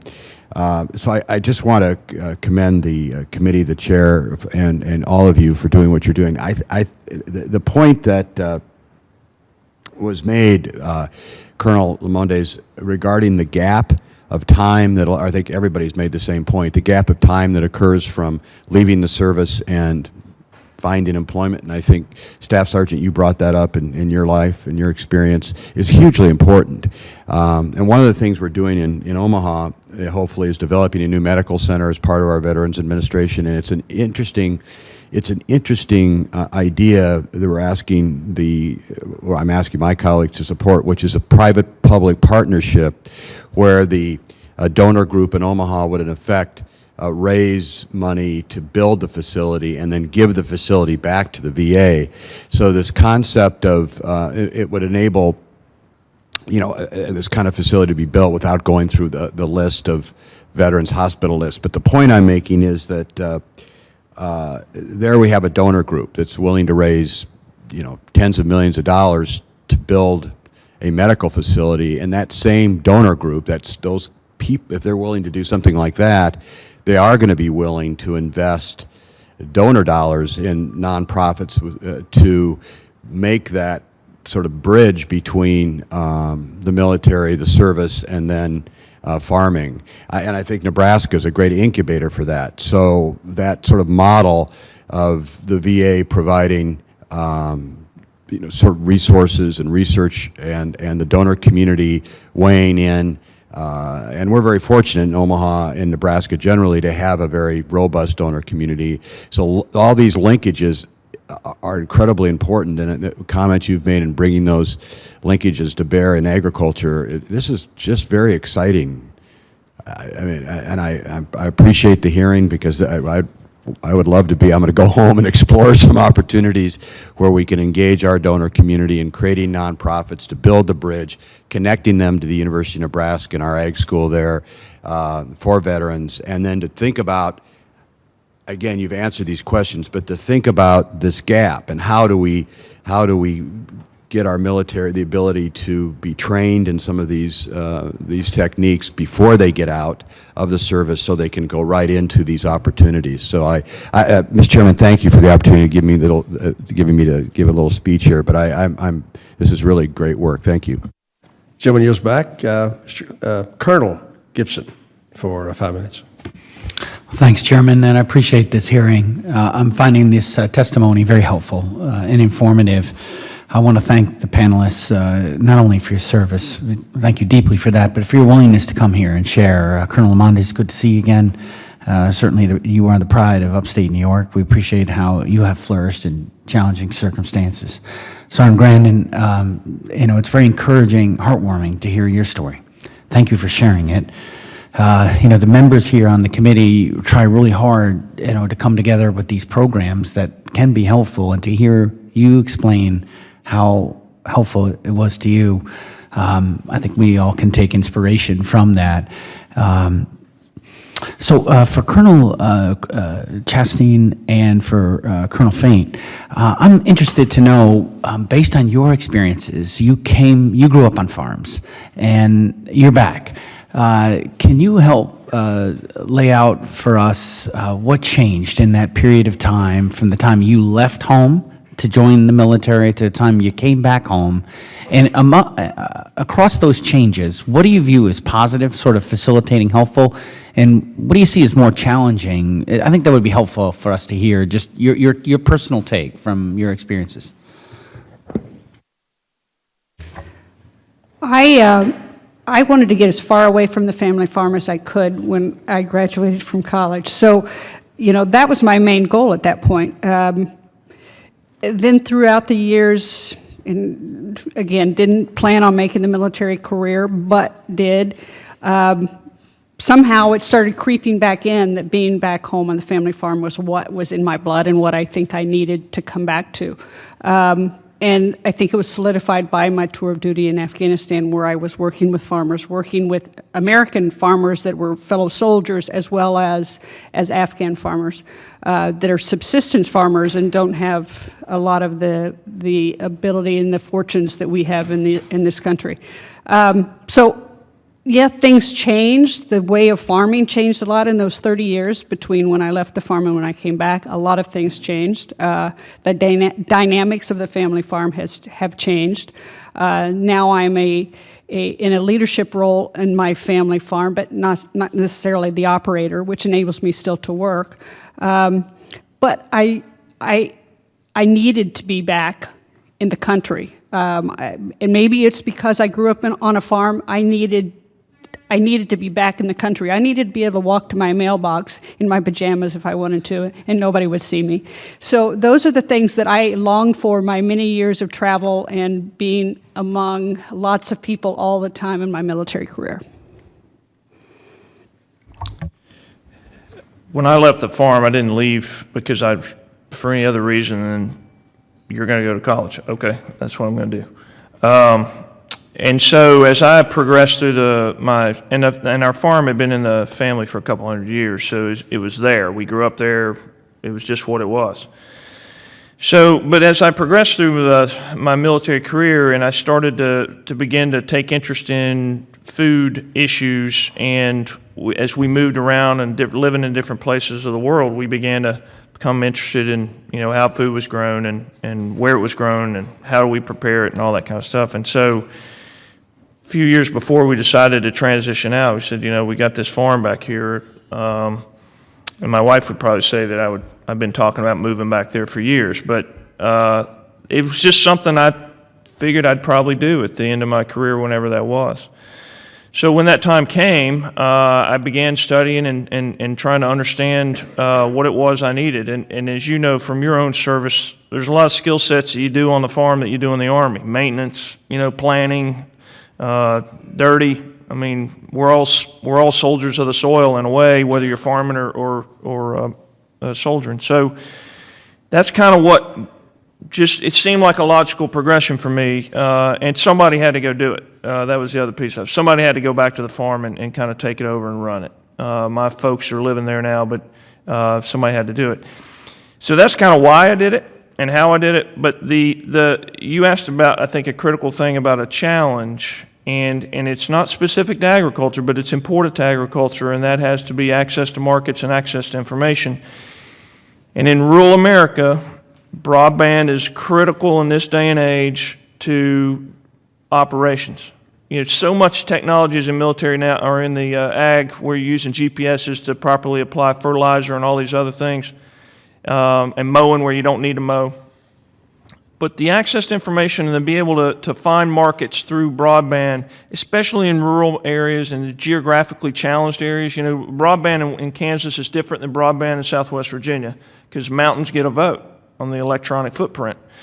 So I think if you're looking for a challenge to really help rural America, regardless of if you're in agriculture or you're just trying to make a living, it's that issue. Well, thank you, and Chairman, my time's expired. Time start. Lujan Grisham, 5 minutes. Thank you, Mr. Chairman, and I really appreciate the opportunity to participate as a member of this committee in this hearing, and having, again, an opportunity to say thank you for your service to this country and for your interest in the work of this committee and our efforts to make sure that we have every opportunity available for everybody who wants it to invest in ag and be farmers and ranchers and producers. And I can tell you that it means a lot to us to get testimony from you about what we could do better. And in fact, representing New Mexico, we've got significant issues with underserved farmers and ranchers, so minority populations, veteran populations, and we've been working diligently with USDA to deal with that a little more productively. And in fact, you're probably aware that in the Farm Bill, the 2014 Farm Bill, there is a section dedicated to underserved ranchers and farmers, the Section 2501 program, and I offered an amendment. Fortunately, it failed because we've reduced the amount of funding for the very things that you're working to do. And what I do love about this very bipartisan committee is this is another chance for us, and I appreciate the chairman, to really think about what our investments really ought to look like so that we're creating the avenues that you're proposing to us here today. And I can tell you that they make a real difference, certainly in my district, in my community, and in my state. And in fact, we have a program in the Albuquerque area. It's a Veterans Farmers Project, and I hear from them all the time. They work with a local grocery cooperative that has a community farm. So veterans farm at the community farm, then they sell in the Veterans Farmers Market, and they have, a link to the cooperative grocery stores in the entire community. And one of the veterans came to me, and so I'm interested in feedback. Colonel, if you can, Lemondes, let me know what you think. He's really demoralized he loves the project, completely engaged in my community. He says, but we don't apply for any federal grants. We steer clearly away from USDA because I can't manage the complexities. I can manage my troops. I can follow orders and directions that are complex, that are critical issue moments in my career and in my life. But I cannot successfully deal with the burden, and neither can any of the business folks involved in this project deal with USDA on a very simple investment in a project that we know works and makes a difference not only in my life, but in the lives of veterans in this entire community. They apply for state grants, which they get, but it would be great if we were leveraging these funds, because instead of, and I'm going to make this number up, instead of 20 veterans that we're helping, it could be 200 veterans. And so I'd love for you to respond. We've been really struggling with getting our regulatory and our outreach and engagement efforts right through USDA. Ma'am, thank you. I believe you said you're from New Mexico? I am. You could tell because I'm so tall. Ironically, I used an example once when talking about different programs, and I said the execution of a federal program with all of its parameters will not benefit a farm, nor should it be applied the same way to a farm in New Mexico as it would be in New York. There are a ton of variabilities involved. And so oftentimes I have found that it is very difficult dealing with these. I put in my testimony, I applied for a ton of grants in 2014. And as I said in the testimony, I ultimately realized had I just allocated that time to simple labor on our farm, I would have been better off. It was a waste of time. And you're talking to someone with 3 master's degrees. My wife has 2. So we can handle the complexity. We can read questions and respond accordingly. But that process of obtaining grants, the execution of these programs is an enigma. And do you think that they could be so prescriptive and so complicated so that people don't access those grants or funds, so that we create exactly the opposite of what we're intending to do? Is that a possibility in your mind? Perhaps, but I would think not intentionally. I think because it's public money, and in my career as a program manager, the latter half of my military career, I expended on behalf of our country nearly $7 billion of taxpayer money. So I understand that. I understand the rigor that has to be applied to the use of public funds. But nonetheless, sometimes at the execution level, which is our counties, at the execution level, if that can't be interpreted in a way that the person representing the government is not afraid of something that could come back to them, oh my God, you authorized an extra fence post on that farm 20 years ago, we're gonna, by God, we're gonna come and get it from you. Then I think there could be some serious training issues there. But overall, I think these programs are well intended, they're well purposed, but they're sure not easy, at least in my experience. Well, I know we've got the chairman's support to try to make that better. Gentlelady's time. Thank you, Mr. Chairman. I Gentlelady's yield time back. expired. Mr. Newhouse, 5 minutes. Thank you, Mr. Chairman, and thank you for holding this hearing, and I want to express my appreciation to all of you for participating in this, and thank you all for your service to our country as well. I'm a farmer myself, and so I'm deeply interested in this issue on a personal level. Bottom line is, in agriculture, we need people. And that's the one resource that we're running short on. And so it seems like a natural marriage, so to speak. If there are veterans that are interested in getting engaged in agriculture, whether it's production agriculture or any other aspect, there's a lot of other opportunities. I think this is a tremendous thing that we could be spending our time with. So you've all done a great job of talking about, and many of the questions are directed to things that the government programs and different things that we were working on, and so I appreciated that. But kind of on the line of Mr. Crawford's questions, that maybe other things outside of government that could be helpful, and there's a couple of you that are involved in those kind of projects. I was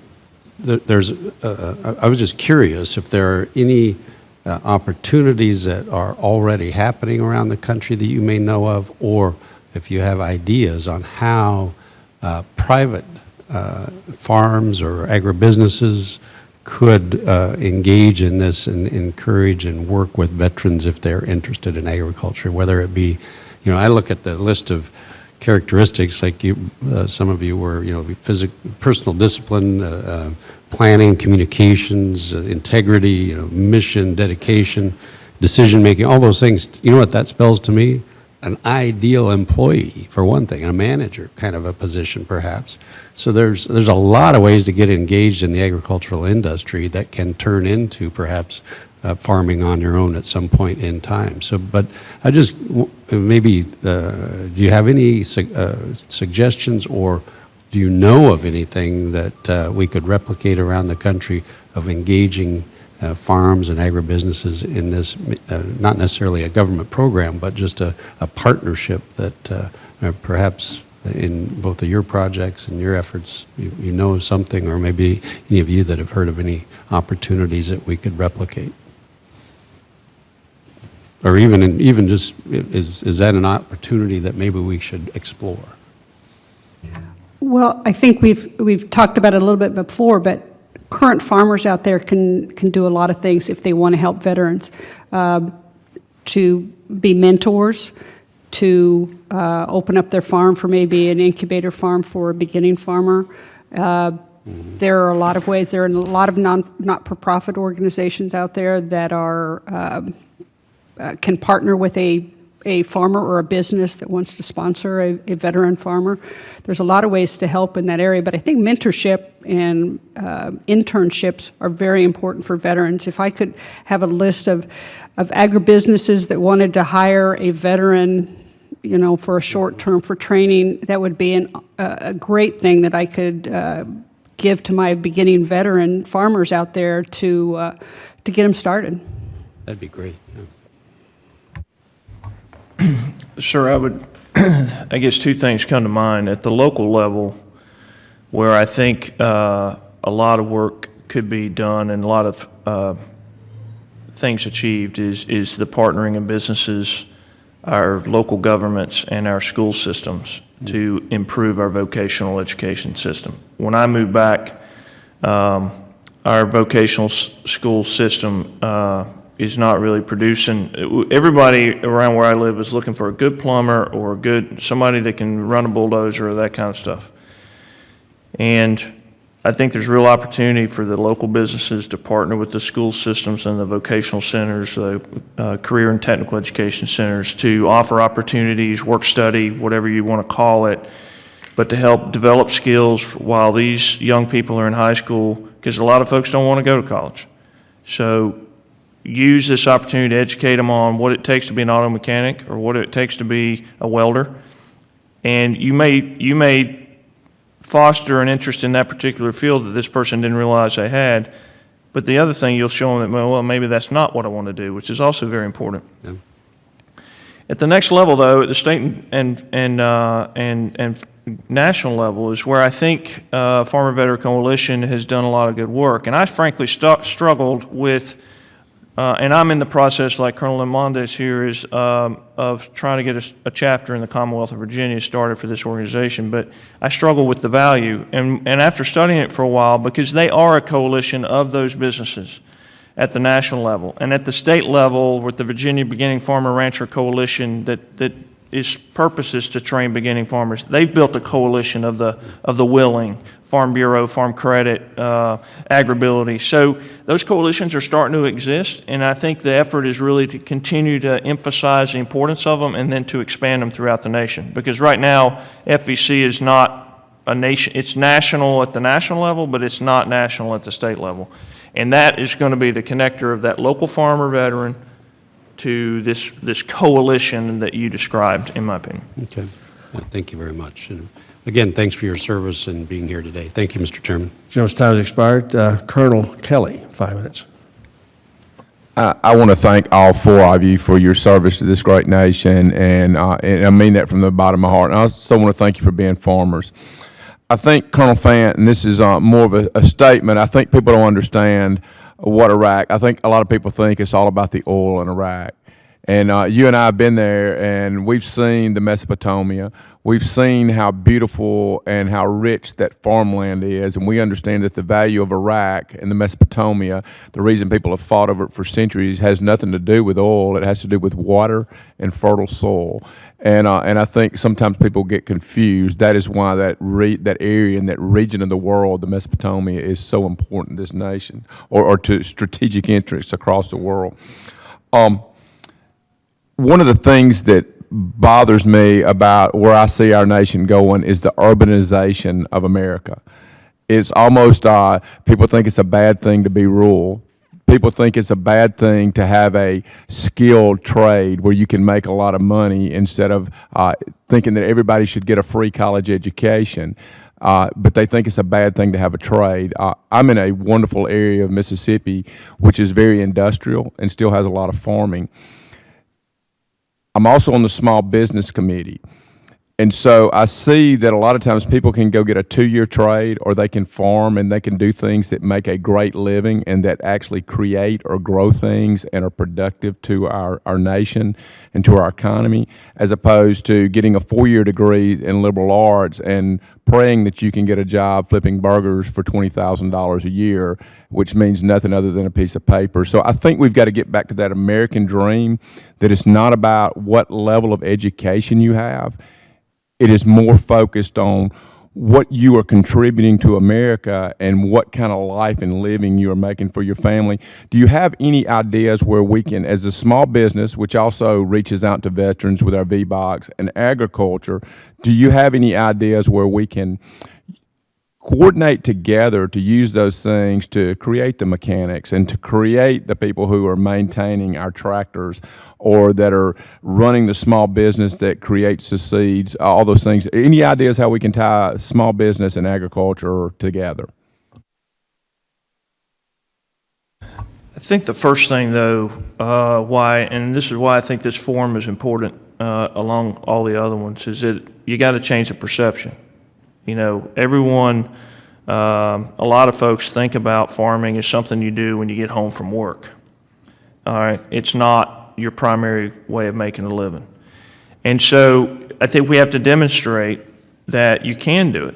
And through our local schools, and back in my county, our county is rural. It's the population is going down. Young people are leaving because the jobs aren't there. Used to be manufacturing, used to be furniture. But the strength that's always been in that county is agriculture. And so the education that takes place, that you don't have to be a beef cattle farmer just because that's what everybody else around here does. You can do a lot and make some pretty good money on just a quarter acre or even on a piece of land this size. So the working together with the Economic Development Authority, the local government, and the school system to make sure, number one, that we've identified that agriculture is a critical point to economic development, and then two, we tailor our school systems, our vocational training systems, so they're producing skills that are marketable to the local producers. Because ultimately, if we don't keep our young people in the area where they grew up, we're not going to have a place for anybody else to grow up. And one other thing, I think historically, the first thing that really made America grow, or one of the first things, was 40 acres and a mule. You know, land and implements, okay, which that's a little bit different today. But and then I think the next generational change that kind of happened that changed us a little bit was World War II. And we sent all these farmers, and they said, once you send a farmer to Peru and he's seen the world, he'll never go back to the farm. Well, unfortunately, that was true. But we came out with the GI Bill for all these soldiers, and we gave them the GI Bill, and we somehow, the American dream, transitioned from having a farm and 40 acres and a mule to having a college degree. And so that was kind of the focal point. It wasn't manufacturing, it was education as opposed to a trade. I think we need to get back to where a trade is what is important, okay? Making a great living and being very proud of what we're creating and what we're growing. Any ideas how we can use the USDA to get back to where having a trade and making a living is more important than having a piece of paper that earns you no trade? Sir, I would say simply raising the profile of agriculture and all peripheral industries. In many different ways to do that, a myriad of ways. But I think raising the profile, educating the public, inculcating school programs with where food comes from and how it's made. It's as simple as that. Mr. Chairman, my time's expired. Chairman's time expired. Mr. Davis, 5 minutes. Thank you, Mr. Chairman, and thank you to each and every one of you, first, for your service to our great country, and secondly, for being here today to talk to us about the importance of engaging our veterans in a field that, as you can tell from all the questioning you've had before, that we feel strongly exists to not only help grow jobs and grow our economy, but also make sure we have the safest and most abundant food supply in the world that allows us to feed the world. And we would like to work with you after this to encourage more veterans to get involved in agriculture. I come from the state of Illinois. I'm friends with a gentleman named R.D. Elder. R.D. is disabled. He's used the AgriAbility program himself. He's also works with the program in Illinois. And Colonel Chastain, I'd like to actually start with a question to you. You mentioned you had not even heard of the AgriAbility program 2 years ago. Are you concerned that others who could benefit from the program are also unaware of its existence and benefits? And how are you working through your current role to get the word out? That's a good question. I think the reason this job came about is because veterans like me did not know about the program. So my job is outreach and finding those veterans out there. I am not a rehabilitation specialist that can go out and assess the technological needs of a farmer because I don't have that experience. My job is to reach out to veterans around the country and make sure that they know about our program and the benefits it provides. Right, and you don't think enough veterans actually know it's there? Correct. I was one of them. All And right. I would guess that probably the three other gentlemen up here with me did not know a whole lot about the AgriAbility program either. So, we do a lot of things. AgriAbility has served veterans for probably 30 years. The program the pre-program before the AgriAbility program. And so we have served veterans, but they found out about it through myriad different ways. Right now what we do, we're having special programs for veterans and working with the Farmer Veteran Coalition and other organizations that serve veterans. So our state programs around the country are doing all kinds of different things to reach out to veterans, working with the state Farmer Veteran Coalitions, working with their state agricultural department to reach out to veterans also. So that is kind of what we're doing is trying to locate veterans around our states that would like to be farmers or are already farmers and need support. Oh, and I talked to my constituents who are engaged in the AgriAbility program in Illinois. Problem they bring up is a lack of funding to be able to access.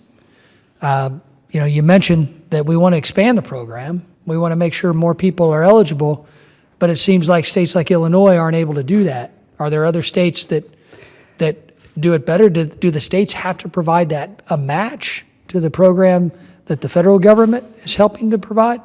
No. Some of our states and programs do find other donors and other organizations that they work with to increase their funding, but funding is an issue. That's why we only have 20 programs in 20 states, not the whole country, because of funding. So, there is a fine line between reaching out and finding all of the veterans that we want to support and being able to not support them because we don't have enough funding to do so. So the current states that utilize the AgriAbility program, how was the funding decision made to go to those states versus states like Illinois who have been lacking? It's a competitive grant. Every 4 years, they have to reapply, and it's competitive for whoever wants to apply. And it's with a land-grant university, partnered with a land-grant university.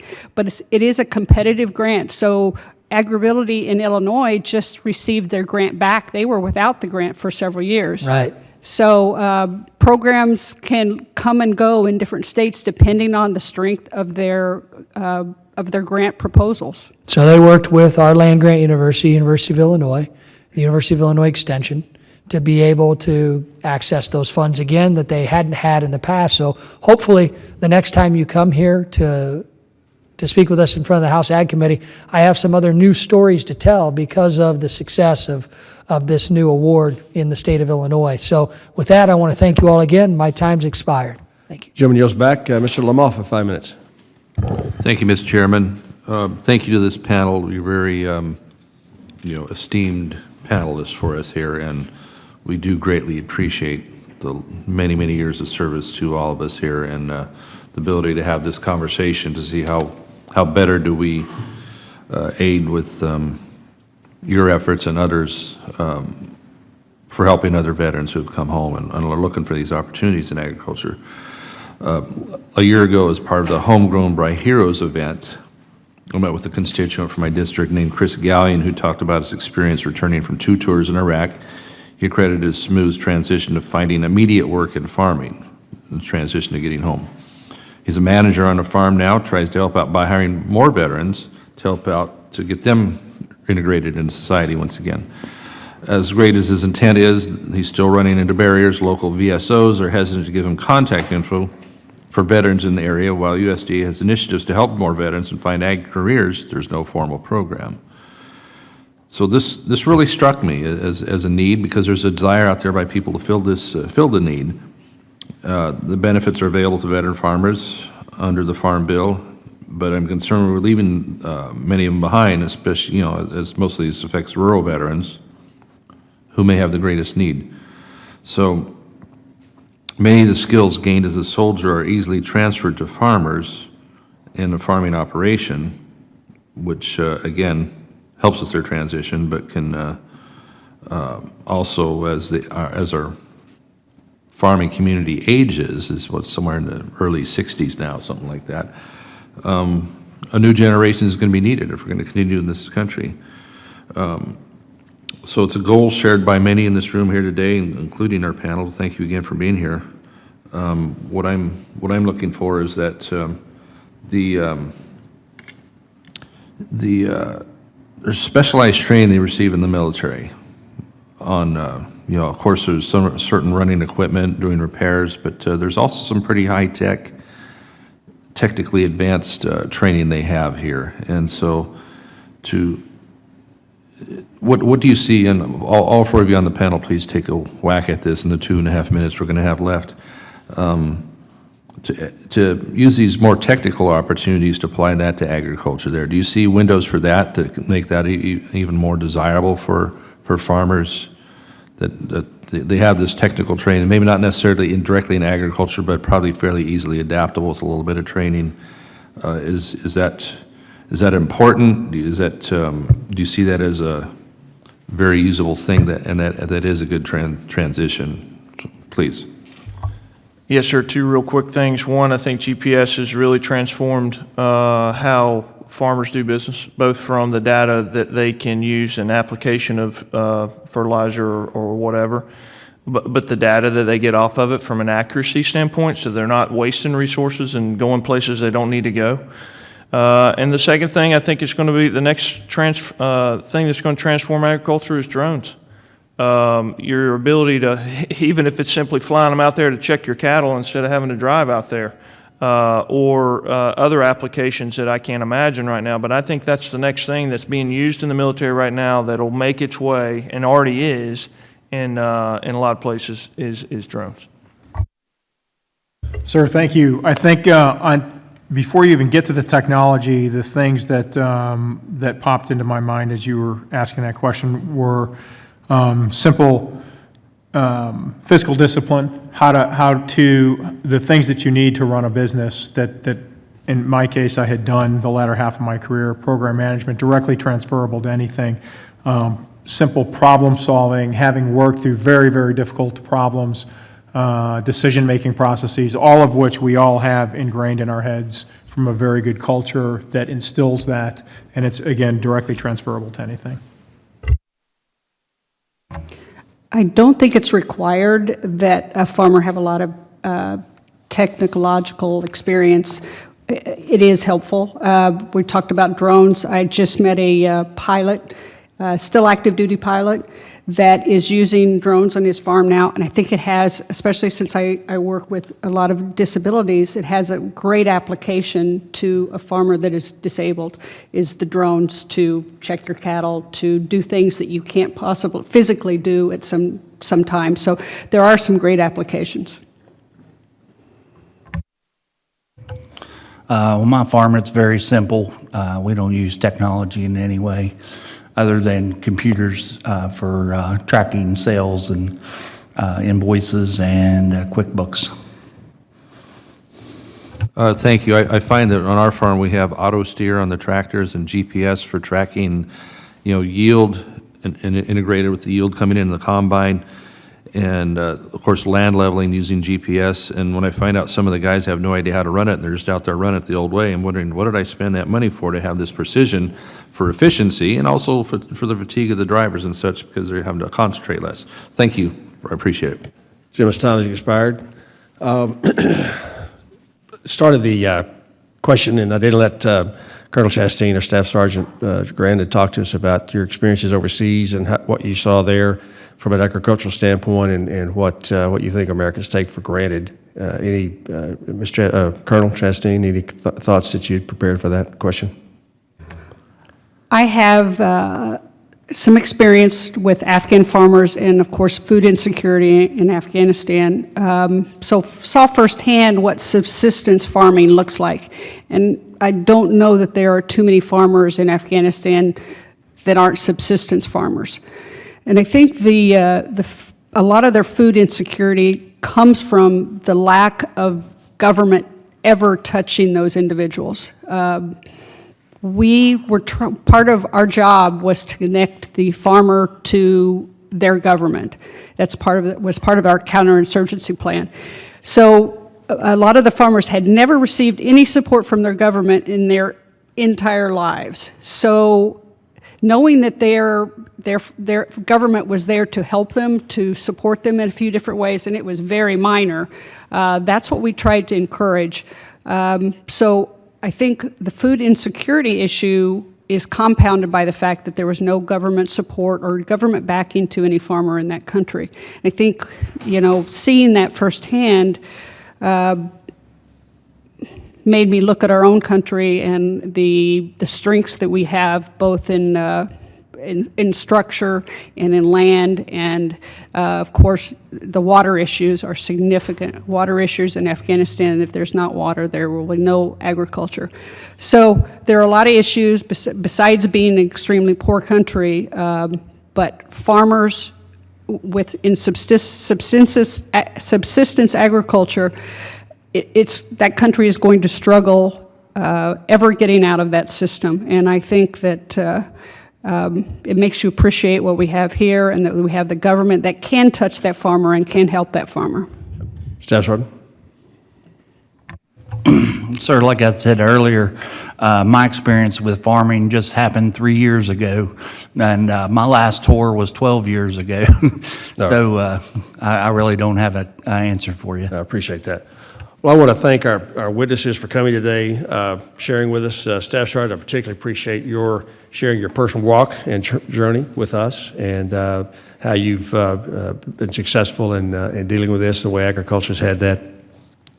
We're all a product of experiences. I spent a Sunday afternoon in Jalalabad one Sunday afternoon with the folks at the 101st Airborne, and they were sitting around a table trying to how to prosper that part of Afghanistan. They had agriculture, but they had no processing. They didn't have electricity that was consistent, no cold storage. They thought they had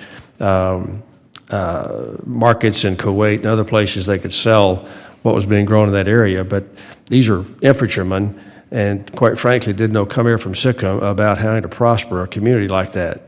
And but they were engaged in the problem. They were trying to figure out what they can do, how they can make that happen. It was all about agriculture. The ironic thing was that the day before they'd been in an 8-hour gunfight throughout that whole day. Took those hats off on Sunday afternoon and were sitting around a table trying to figure it out.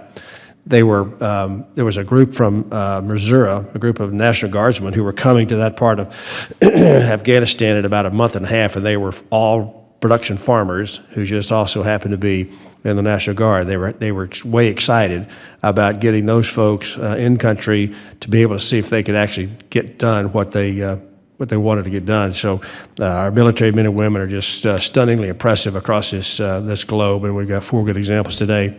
A couple of weeks ago, I led a Codell to Ghana to see a 4-H program that's in existence there. We've got an AgriCorps group that is U.S. Recent graduates from agriculture degrees who've volunteered to spend a year trying to promote 4-H programs in these schools. And in spite of how important agriculture is for that country, once their kids get educated, they don't want to come back and farm either. Farming is not cool. And so by using the 4-H model to help these kids understand you can actually make money at it and do those kind of things. So this fight we've got to reset America's mindset as to what is successful and not successful vis-a-vis 4-year college degrees, trades, and other things is not unique, just the United States. One of our challenges for the 2018 Farm Bill is to how to connect urban America with why it's important to have a safety net. Colonel Chastain, you just mentioned that you've got these subsistence farmers out there who are not doing as well as they could have if they were getting some resource help from their government. We've got a great plan in place with the existing Farm Bill that has a variety of programs from conservation to the programs you've talked about this morning, but also a safety net for production agriculture. We've urbanized our country. Most folks don't understand where their food comes from. Thinks it just shows up at the market by magic, and they don't appreciate it. What they do benefit from, though, is the great work of our men and women in production agriculture. They just don't know why they have the cheapest or most affordable food supply in the developed world. And so how do we get that message out? How does production agriculture, how do farmers and ranchers tell your story? You got great stories to tell in the way you do, the way we feed America and feed the rest of the world. And so how do we help urban America understand that it's not directly linked into the SNAP program as we've done in the past? So you're all deputized to try to continue to tell your story, try to convince Americans so they know where their food comes from and how important it is that we keep the American farmer in the fight through good times and bad times. And that's the purpose of the Farm Bill that I guess Mr. Davis and I are the only 2 remaining members, but we'll be engaged in that. I appreciate all of you, again, coming. Thank you for your service to our country. It's, I know you're proud of that segment of your careers, and congratulations on that, continuing that moving forward. But again, thank you for being here. The rules of the committee are, under the rules, the committee's record of today's hearing will be made open for 10 calendar days to receive additional material, supplemental written responses from the witnesses to any questions posed by a member. This hearing of the Committee of Agriculture is adjourned. Thank you all.